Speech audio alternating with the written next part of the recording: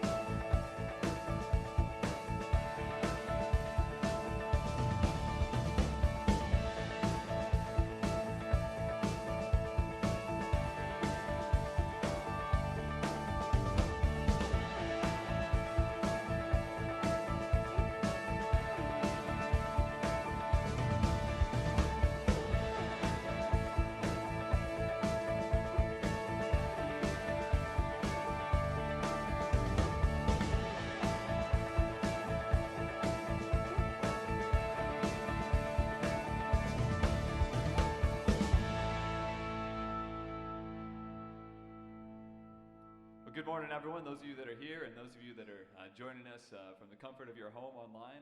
We're so glad to have all of you with us, and hope you're safe and sound wherever you are. We're going to bring you worship in any way we can, no matter what. So we're going to start with some praise music, so sing along with us.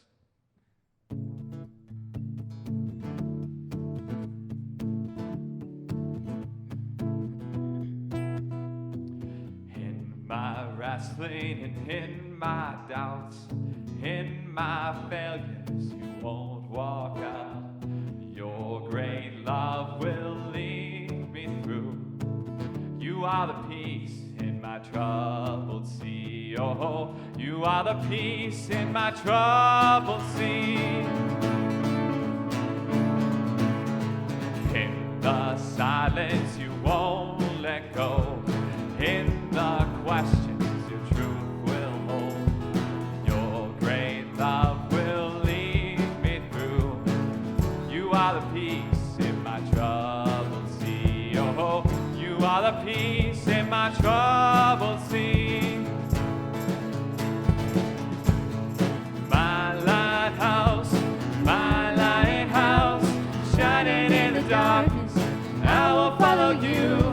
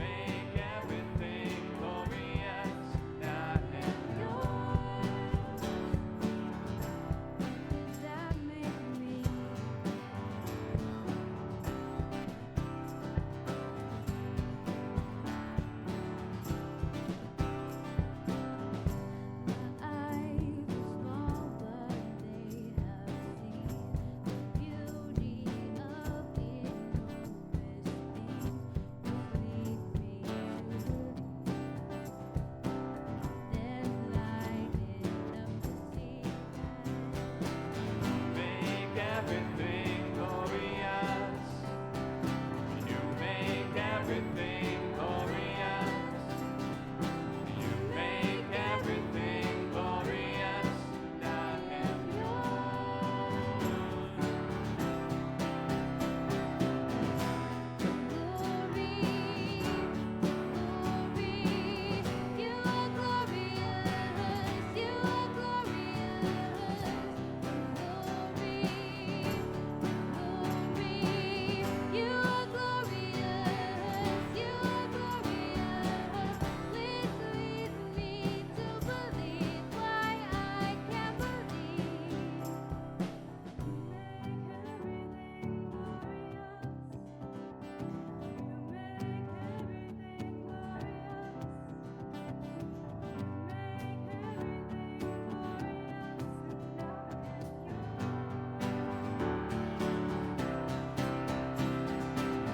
Make everything glorious.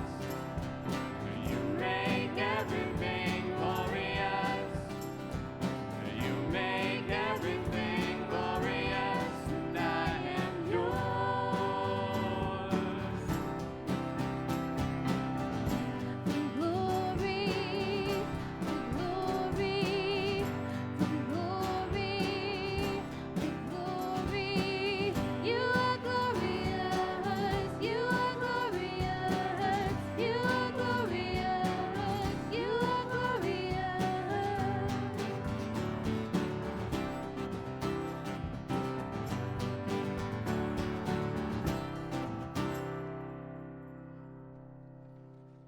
Well, I'd go ahead and invite those of you that are with us here to be seated as we move into our time of morning offering reflection. And I know that we can't pass the offering basket around to you at home there, but if you feel so called to give financially this morning, there is a link on our website. You can donate via PayPal. But everything that you are doing to help the community wherever you are is an important part of what we do.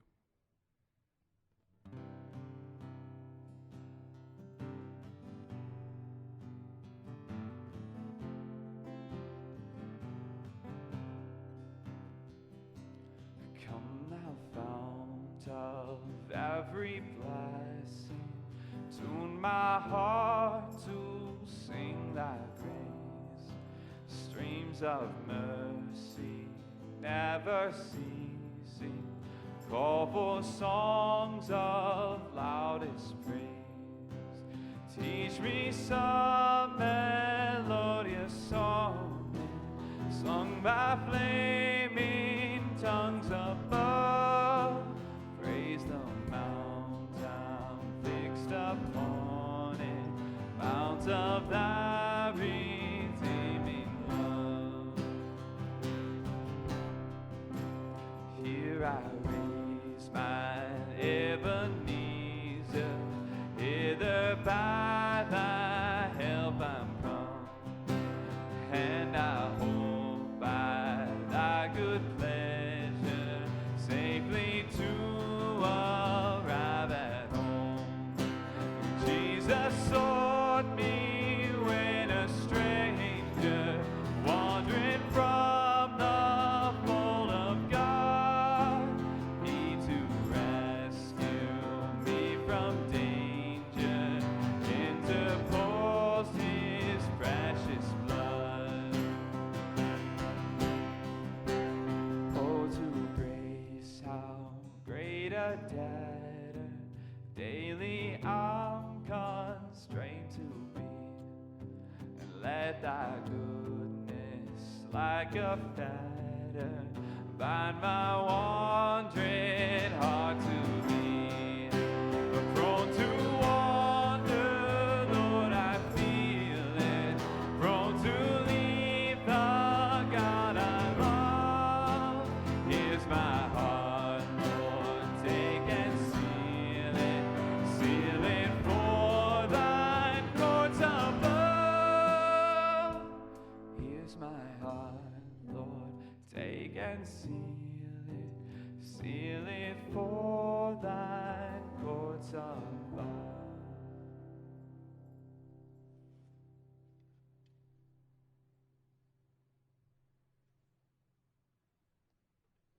Come down to a time of prayer, and I ask Pastor Duane to lead us in prayer.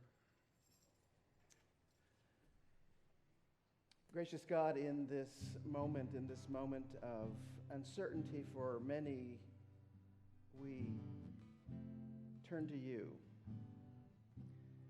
As the song has reminded us, you are our Ebenezer, our rock,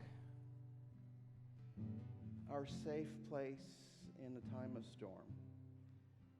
And so we thank you for your great love, your amazing love.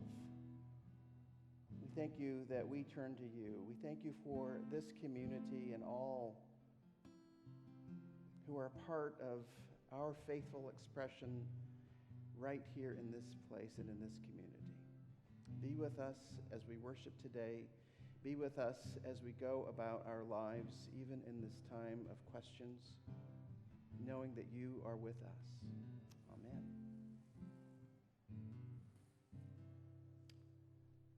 Amen. Now is the point in our service when we usually share announcements, and the announcement is there are no announcements. Why, Glenn? Why are there no announcements? I don't know. It seems like everything's been canceled. Except important things haven't been canceled. Here we are worshiping together. That's right. And so we're finding new ways to do things, aren't we? Indeed. Yeah. Indeed. So there are a lot of things. Maybe the announcement is to watch for more announcements later, right? Exactly. As we all figure out together, and perhaps folks here and folks online have ideas about how we can be in communication and community with each other. And there's also ways out in the community that I think will be able to help as this crisis unfolds. That's right. And we're going to do our best to communicate in new ways and in different ways, but let everyone know how we stay connected even in this time. Absolutely, right? Absolutely. So the basis, your announcement on Friday was that congregational activities are canceled for this next 3 weeks. But again, stay tuned for announcements of various ways that we can continue. And right, and maybe canceled isn't the way to say it, but we're going to reconnect in other ways, right? Absolutely. So look for people who might be in leadership for some of those small activities. For example, our Lenten worship time, your Sunday school leader might be reaching out to you as a Sunday school class. Be looking at the website to see what things we can point you to about staying connected and just how we kind of move forward in this kind of crazy time. Absolutely. Yeah. Absolutely. Well, it's good to be together, and we're going to pause for a short greeting break before we get started. So we're going to greet one another in the name and peace of Christ. We're not doing handshakes currently as part of our response to this crisis, but the peace of Christ be with you. And also with you. Let's share signs and words of Christ's peace. Can be peace signs, can be heart signs, can be elbow bumps. Peace be with you. Peace be with you.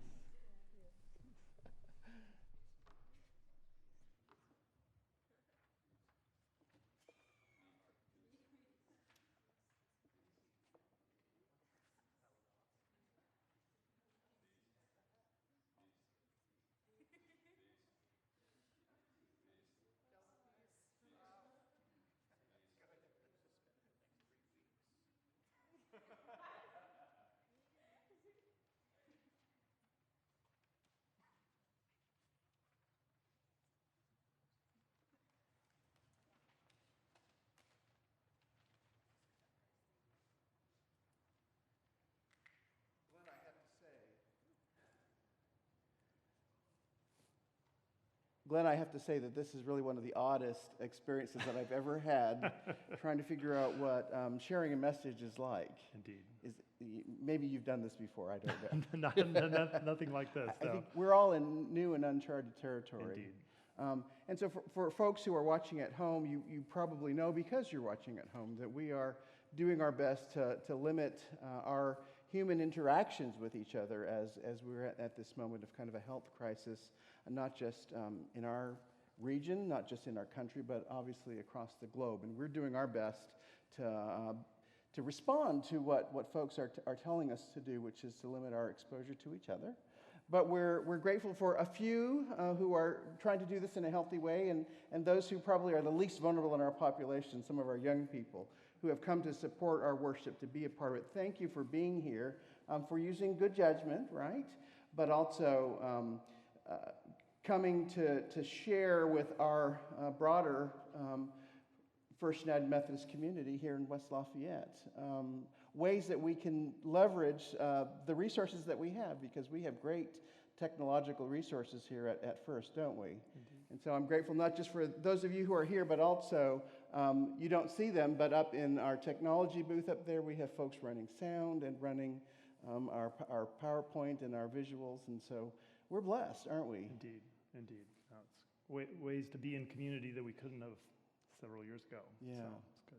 So the thing that we had planned this week originally was that in the Wired service last week, I told a story and talked about the story of Nicodemus, and I was planning to bring that to the traditional service here in the CLC today.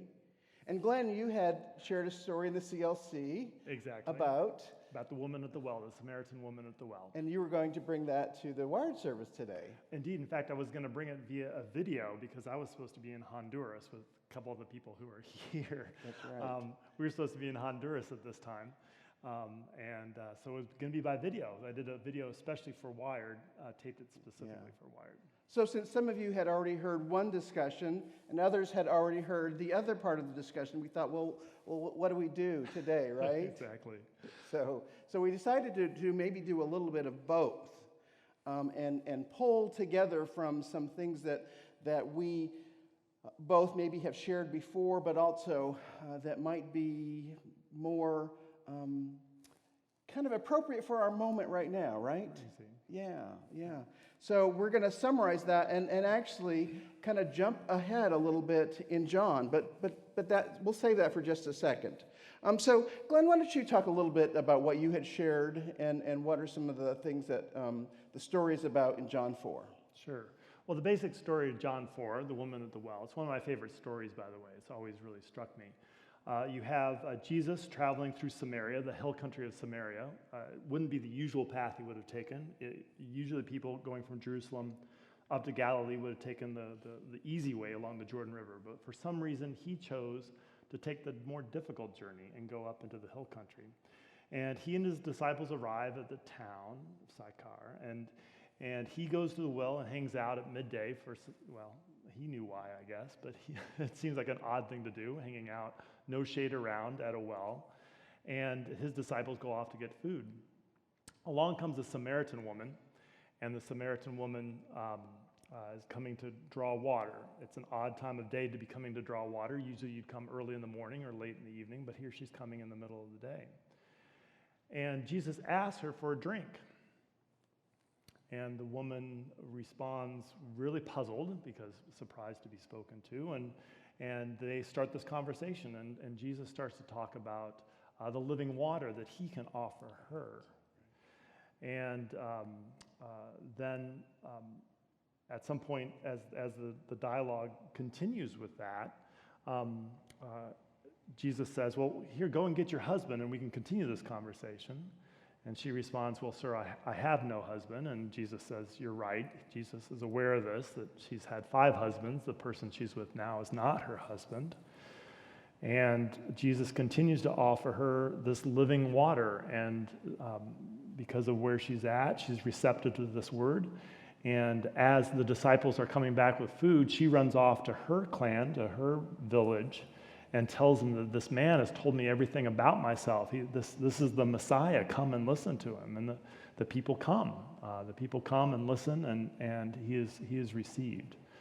So it's an opportunity, a living water, so to speak, received. Right. How about your Nicodemus story? So my Nicodemus story, I feel like, is as well known, perhaps, as the woman at the well story. Right? That's kind of our shorthand title for that telling in John. We have these. Several little stories that are building in John's book. So I'm in John 3. You were in John 4. I'm in John 3 where Nicodemus approaches Jesus. And this immediately has followed right before in John 2 where Jesus has actually changed the water into wine at the wedding feast, right? Mm-hmm. So we have these really big, important stories in John's gospel that are building towards some significant questions, right? And so in John 3, we have Nicodemus, who is, many translations say a Pharisee, but we'll call him a religious authority, a religious teacher. He's actually what some might call a lawyer, somebody who is not only involved deeply in the religious community, but he's equipped to be an arbiter of what is the right application of the religious law, which is, religious law was all law, right? It was, communities weren't separated by, separation of church and state, of civil life and religious life. It was all mixed together. The community, their practices were guided by their religious teachings. And so this religious lawyer comes to Jesus at night. And I think this is one of the things that sets this story apart. It's this secretive kind of meeting that he makes.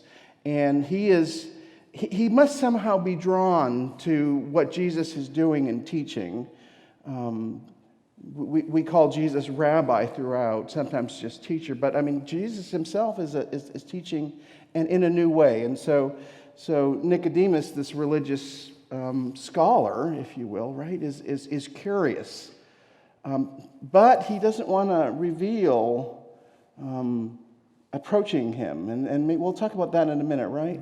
But he comes to Jesus and he says, and he's talking about what Jesus is teaching. And just like Jesus had said to the woman at the well, I offer you living water, he says to Nicodemus, I offer you new ways of living life, but you have to be born again, right?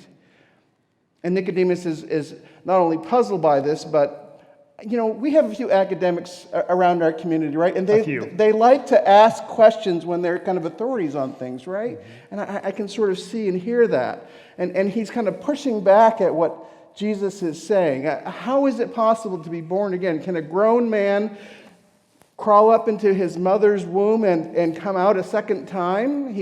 I think there's a little bit of... Sounds like kind a professor question. It does. and just a little bit of, either hyperbole or sarcasm, one of the two. And Jesus talks about being born of water and spirit. So we have that water theme going on again, right? You have your baptismal fontaine and the water and the waters of baptism, right? So we have this water and spirit theme going on. And then the text concludes with really probably the most beloved and well-known text in our whole gospel, in probably all of the Bible, perhaps. John 3:16 and 17, that God loved the world so much that God was willing to send God's Son into a world that was going to hate him, right? So my sermon really dove in. It was actually a first-person monologue, so very different from any other sermon I've really ever done here. After an introduction, I became the woman at the well, and I was sharing thoughts and feelings that she had.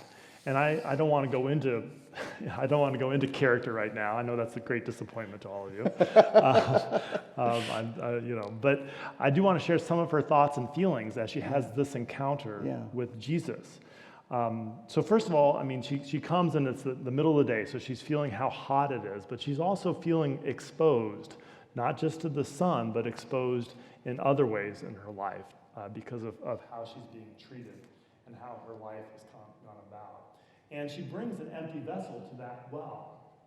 By the way, something Jesus doesn't have. Jesus doesn't have an actual vessel with him. Right.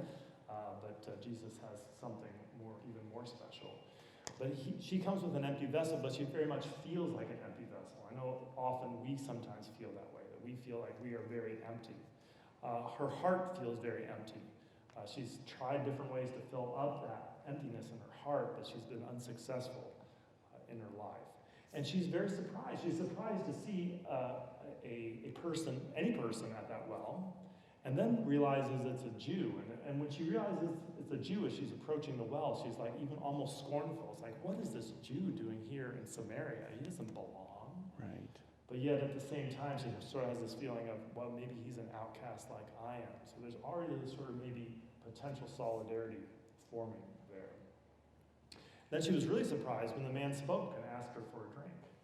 The fact that anybody would speak to her, again, was surprising. The fact that a man would speak to her, even more surprising. And she realizes when he speaks that he's a Galilean. He's like even kind of a foreigner within the Jewish nation in a way. He's from Galilee, the Galilee of the nations, a very diverse part. And he could have been a son of immigrants or something like that. So again, a little more solidarity forming She does think Jesus might be a little bit crazy. Okay, if you read exactly what Jesus said in John 4, you might understand that. He seems like maybe the heat's gotten to him a little bit, and he's just a little crazy. But because she's that empty vessel and so desires to be filled up, she's really intrigued by this offer of living water. And so even though she thinks that at first that he's a little bit crazy, as time goes on in that conversation, she becomes more and more intrigued. And then comes the point when Jesus says, well, go and get your husband. Now, this is a devastating moment for her because her hopes are starting to get built up, but now is brought up that thing, the thing that kind of has driven a wedge between her and loving community, is her status, her marital status. And after she confesses that she has no husband, Jesus, tells her about her life, and she realizes that this man is a prophet. And from there, she gets really excited about sharing this message. Right. It's a great turnaround from trying to avoid people going to the well to running to her village, telling all about it, and sharing. So those are some of the inner thoughts going on with the woman at the well. You keyed on a word there, which was status, her status with the community. And one of the things I think that it's important to point out, not just with her story or Nicodemus' story, but in that entire society, was this idea that people's status in the ancient world was a familial status, that everyone's place in the community or in their life was based on their connections to their family and how that might have been, where they were placed in that strata of things. And of course, because for women in particular, their status was connected to the most important male member of their family. So it would have been important for a woman to marry well or to be the daughter of someone important. And she had none of those, right? So she was completely statusless, right? And therefore that emptiness that you were pointing to. And it's interesting that Nicodemus is almost on the other end of the spectrum. Absolutely. That Nicodemus here is a Pharisee, is one of the respected leaders of the community, but yet they both come to Jesus in very almost secretive ways. I mean, Nicodemus comes in the middle of the night to see Jesus. Right, and she comes in the middle of the day when few people will be around as well. Right. A different kind of cover, but certainly still the same intent, isn't it? Indeed. Yeah, and so Nicodemus has this status that he's trying to protect as well. I was, before we actually decided this was how we were going to do worship, and in some ways not do worship, right? I had titled my sermon, Taking Precautions, because Nicodemus was taking precautions. He was taking precautions to protect his community status, his identity, and in our conversations we realized that this was the same with the woman too, right? Right, that she was taking precautions by coming in the middle of the day because she'd been so ostracized by her community that people didn't want her around. She had a reputation, and they didn't want to be associated with her. Right. And so she was taking precautions to not get further hurt. Yeah, and so I think this is something that is obviously just saying that word in that way, those two words, taking precautions, is something that we're really conscious of today. We're conscious of it with our moment and this health condition that's present around us. We're taking precautions so that we do our best to protect others from ways that it's this challenge, that we would carry it in ways that we wouldn't know, right? So we're taking good precautions. But what are the other ways that I think that we take precautions in life that sometimes are proactive and healthy, and other ways that maybe are more problematic? Yeah, I mean, as we explore that, I think we really need to think about, how we can be brave as well. So we take appropriate precautions, but we also need to take appropriate risk.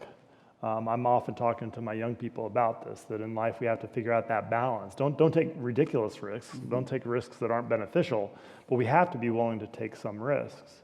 And there's a real sense, as you and I thought about the theme, that really we want it to be more into be not afraid. Right. Of sensing God's presence and peace in this time, and being that presence and peace for one another in appropriate, safe ways. Right.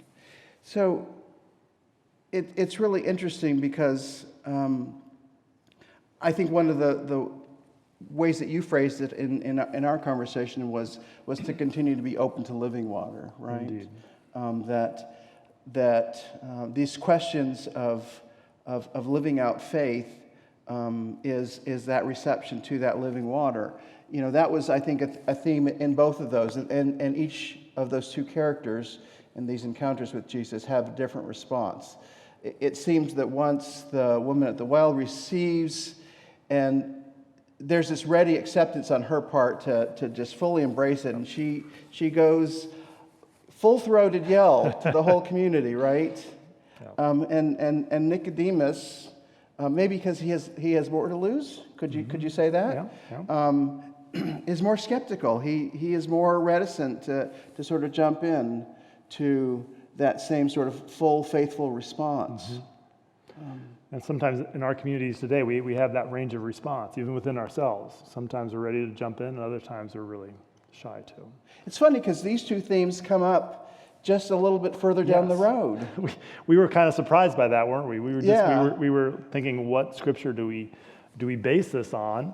And then we looked up the word fear. That's how we came across it. Right. And John chapter 7 talks about do not be afraid. And then it follows this up with this amazing pericope, this amazing section that starts out talking about this living water.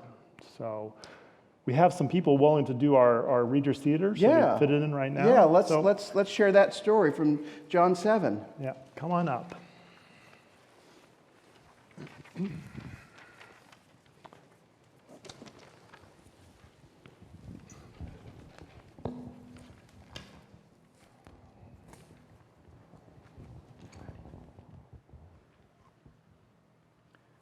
On the last day, the biggest day of the festival, Jesus stood again and spoke aloud. If any of you is thirsty, come to me and drink. If you believe in me, the Hebrew scriptures say that rivers of living water will flow from within you. Jesus was referring to the realities of life in the Spirit made available to everyone who believes in him. But the Spirit had not yet arrived because Jesus had not been glorified. This man is definitely the prophet. This is God's anointed, the liberating king. Is it possible for the anointed to come from Galilee? Don't the Hebrew scriptures say that he will come from Bethlehem, King David's village, and be a descendant of King David? Rumors and opinions about the true identity of Jesus divided the crowd. Some wanted to arrest him, but no one dared to touch him. The officers who had been sent by the chief priests and Pharisees to take Jesus into custody returned empty-handed, and they faced some hard questions. Where is Jesus? Why didn't you capture him? We listened to him. Never has a man spoken like this man. So you have also been led astray? Can you find one leader or educated Pharisee who believes this man? Of course not. This crowd is plagued by ignorance about the teachings of the law. That is why they will listen to him. That is also why they are under God's curse. Nicodemus, the Pharisee who approached Jesus under the cloak of darkness, was present when the officers returned empty-handed. He addressed the leaders.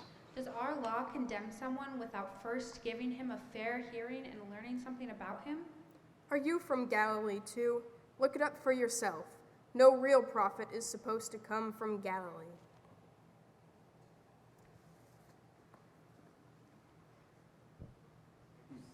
So much to our young people, as basically Wesley Foundation participants and recent alums. That's right.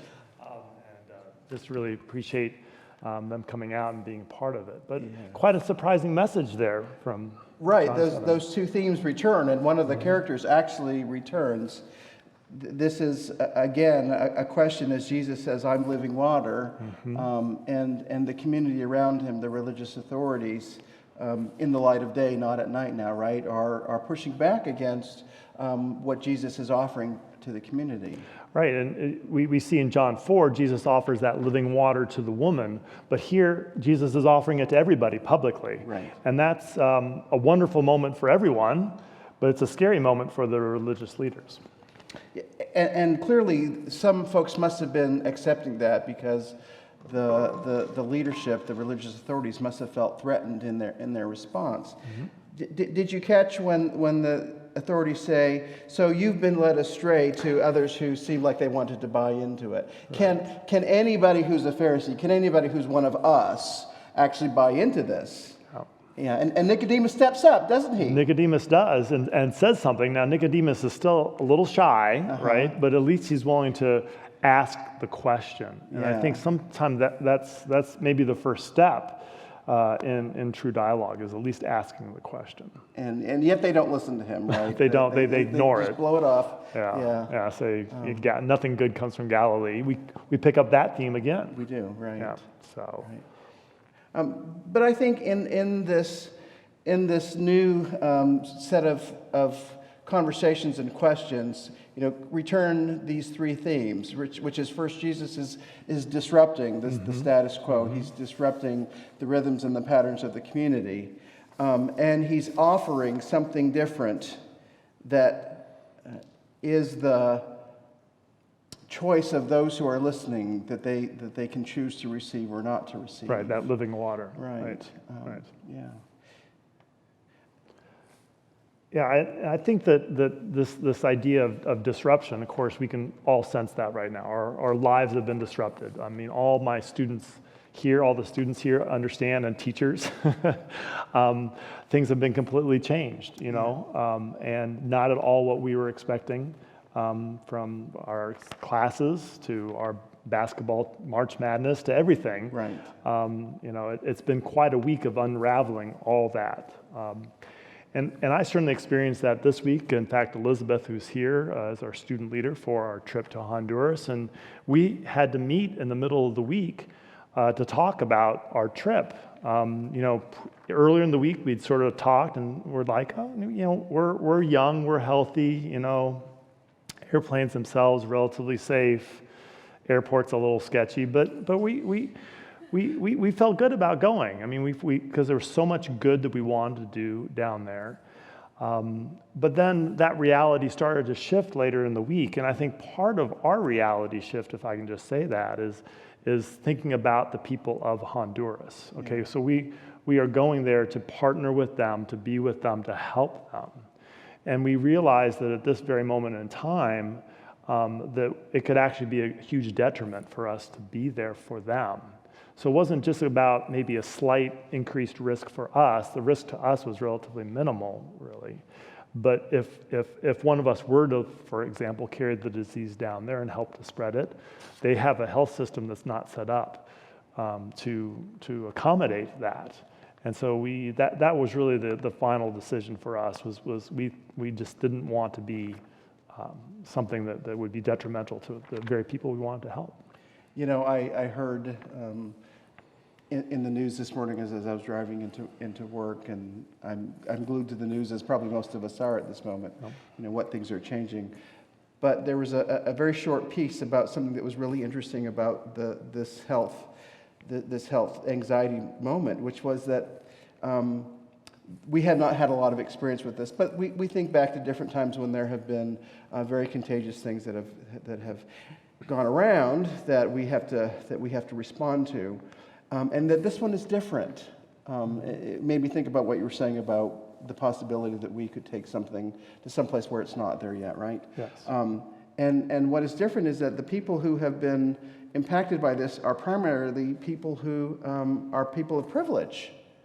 Have you noticed that? So some very high-level folks have either been in contact because of their privilege, because they have been in one place where something is, and they have the ability to fly to someplace else.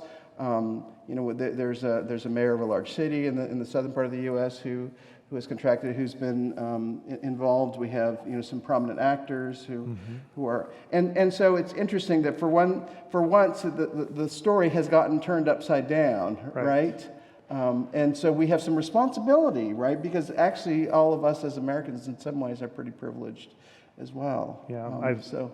Along with that, I just read yesterday about the wife of the Canadian Prime Minister has also gotten it, again, out of that sense of privilege. It's those that have traveled internationally that have been most susceptible. Yeah. However, we have to remember that the next wave of this illness will probably affect those that are most vulnerable. Absolutely. And that happens in two ways. We all know about, perhaps older people or people with respiratory issues already. People with immune-compromised systems. But I also think about the third world. Right. A place that the developing world is a place where it hasn't affected yet, but we came face to face with that in our decision about Honduras, is when that hits the developing world, they are not set up. We are worried about having enough respirators here and having enough ICU beds here. Imagine a developing country. And so we also have, I think, a great responsibility to make sure that we keep it from there as long as we can. Absolutely. But also to help be already mindful, I hope, of how we can help, because it's in those areas where the death rate's going to be so much higher. Right. But here we also need to work on balance as we live in faith, right? Yes. But as we also take precautions, right? Yes. And that's one of the things that I really appreciate, having heard from you and you talking about both being precautious in some ways, but also not allowing this moment to let a sense of fear kind of overtake your work and this community, especially the young college students and young people who are connected to Wesley, and some of the things that you're doing as a result of that, right? Of moving forward in faith. Right. What are some of those things that Wesley is doing? Yeah, I mean, I think it's really important. We canceled our trip to Honduras. We canceled our mission trip to some of the poor neighborhoods in Chicago. Again, we don't want to spread the disease, especially in areas that are impoverished. But we've also, in the midst of all that, made some decision with my student leadership down at Wesley that while we will find many ways to be more precautious and be more sanitary and all that things, because we don't want to share the disease among ourselves. But we're going to be a little more bold in terms of staying open than say, a First United Methodist Church community that has that diversity in age. We're fortunate at Wesley that I'm the old person on the block, and they're quick to remind me of that all the time. And everybody else is younger, healthy. We have a few people with some compromised immune systems, and they're going to need to stay away. We have a few people in our community that are like in close contact with grandparents and others, and they're going to choose to stay away. But most of the rest of us, especially if you think about international students or the students that choose to be here on campus, they don't have much interaction with those vulnerable populations. Right. And so we're making the prayerful decision for the moment. Things could change, obviously. That's right, they could. But for the moment, we've made the prayerful decision to continue to remain open, again, with best practices, so that we can be part of that community. I mean, part of it is a health issue as well. We feel strongly that the Wesley Foundation is a community that helps young people, especially in their challenges of mental health and other things. Yeah. And having that community stay viable and open is important. So for the moment, we're having a very different response, but I think appropriate because we're such a different community. Right. But First United Methodist Church of West Lafayette is a different kind of place, and so Indeed. We're responding in a different way. We're responding by making sure that we encourage people to stay in their homes, especially because many of our community are folks that are in the senior range, in high vulnerable risk, sometimes living in communities with many folks. Yes. And so encouraging them to stay home, we're going to make it an easy decision. We're going to make sure that the church stays closed. And while the church is closed, we're going to do some deep cleaning, if you will, right? Use that time to make sure that we sanitize surfaces and do everything we can to limit what we can. But also to use the gifts and the resources that we have to stay connected in other ways. So I think I mentioned a moment ago that Sunday school classes are sort of reaching out by email and having email conversations. I think that folks will be looking for other kinds of ways to be electronically connected, right? Yeah. Whether they might be a Google Hangout group or something like that. to remind us that we are still connected with each other, that we are still in this moment in the season of Lent, where we are journeying together on our 40-day journey. And we have a wilderness moment that we didn't plan for. Indeed we do. But we're still going to respond to that with faith and connection to cultivating our spirituality in this time. Yeah. Jesus said earlier in that John 7, be not afraid. And I think that really is what we want to come back to in the end, is that God has granted us his presence through living water. God's given us his presence through one another. We're going to continue to experience that presence. For some of us, that will be more virtually and at a distance. But for others that are like, for example, I'll be in conversation with the parents of the youth here. The youth have a longer spring break than they were anticipating. Again, they're a population that in and of themselves are not very vulnerable. But some of them have close contact with grandparents or others that might be, so they'll need to stay away. But some can gather and others can join us virtually. So we'll just need to figure that out as we go. But what are we going to continue to do, Glenn? Well, the good news is that some things are not canceled, all right? God's love is not canceled, all right? Going outside is not canceled. In fact, that's a really good thing. Experience God in creation. There are so many important things that are not canceled. Laughter is not canceled. Loving one another is not canceled. All the important things in life are not canceled. I'm hopeful that this can be a moment when you sort of pick your smaller community and you're still in full community with them, and you figure out ways also to be in community beyond that. Yeah. Love is not ended. Love is not canceled. In fact, I love that that the Nicodemus story, the John 3 story, ends with a reminder of God's love in that, right? Yeah. That God so loved this world and everything that God created in this world, all of us as human beings, but also the created world, which we can continue to love in this time. Especially spring is just around the corner, even though there might be a little bit of snow still left. We saw a lot of it yesterday, but I have a feeling that in a day or two, we're going to be desiring to be outside, and I think that those blooms and those buds are going to be pushing through. And God loves that creation and loves all of us in a way that is so, well, as Charles Wesley said, so amazing. Amazing love. How can it be that you, my King, would die for me, is the words that he used. That God loved this world enough to send what God loved most, God's own Son.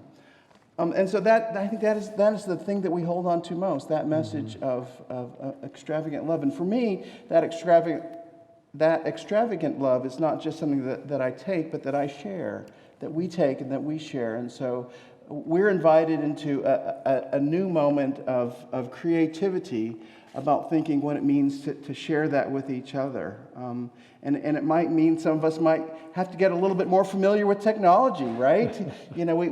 We hate to figure out how this link, if it's the right one, and am I on the right web page? But we can do it. Yeah. We can do it. We can share, because it is that love that God shares with us and that we share with each other that is that expression that carries us through in these times. Indeed. Yeah. Amen. Can I close with some prayer? Would you do that? All right. Let's pray. Lord, we thank you for granting us a spirit of bravery and courage in this time. We thank you for your presence of peace, for your presence of love. We thank you for the living water that you've offered to all, not just to some. And so help us, Lord, as we make decisions and go forward. Help us to continue to find ways to offer that living water to one another and among ourselves. Lord, we thank you that you're with us every step of the way, that while many things are canceled, your presence, your love, your power in our lives is present and even more important to us in this hour. So Lord, thank you. Thank you for gathering us into this time of worship, be it virtually or in person. And thank you for inspiring us with your song placed in our heart, a song of amazing grace and love in Christ. Amen. For those of you that are here with us, stand and join us as we close with some worship music.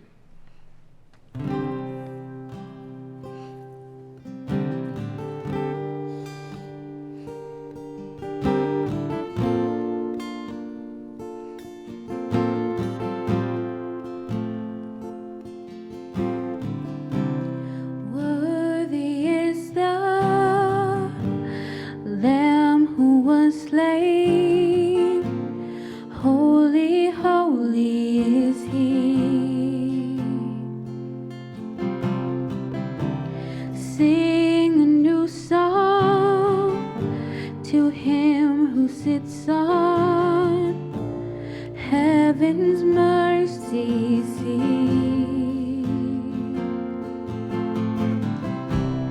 Worthy is the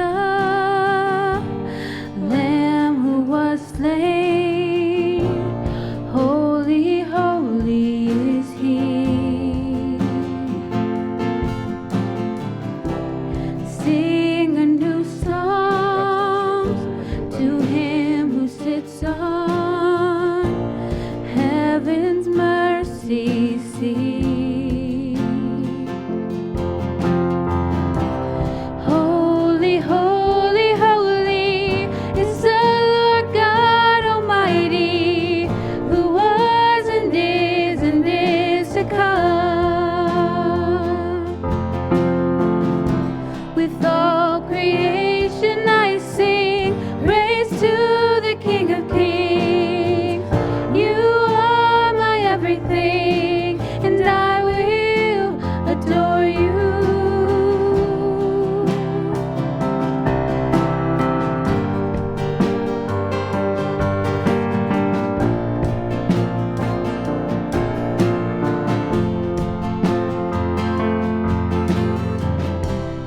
Clothed in rainbows of living color, flashes of lightning, rolls of thunder.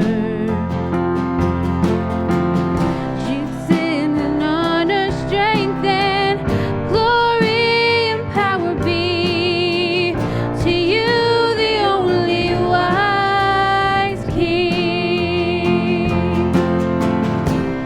Holy, holy, holy is the Lord God Almighty, who was and is to come. With all creation I sing praise to the King of Kings. You are my everything, and I will adore you.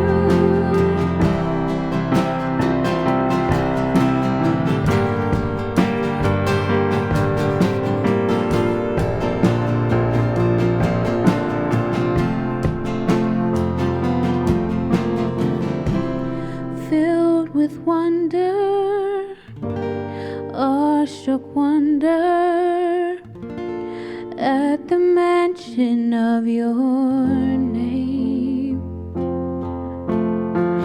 Jesus, your name is power, breath and living water, such a marvelous mystery.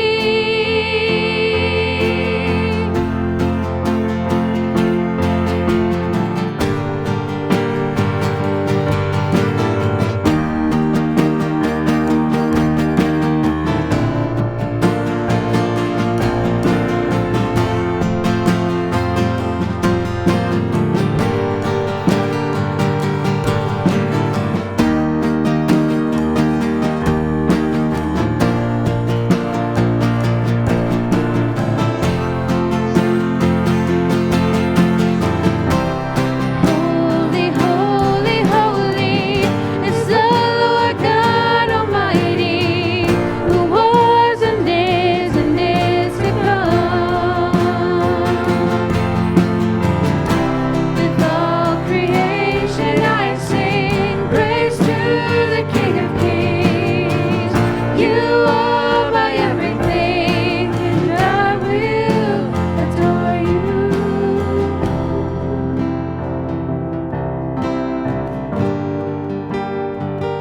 I will adore you.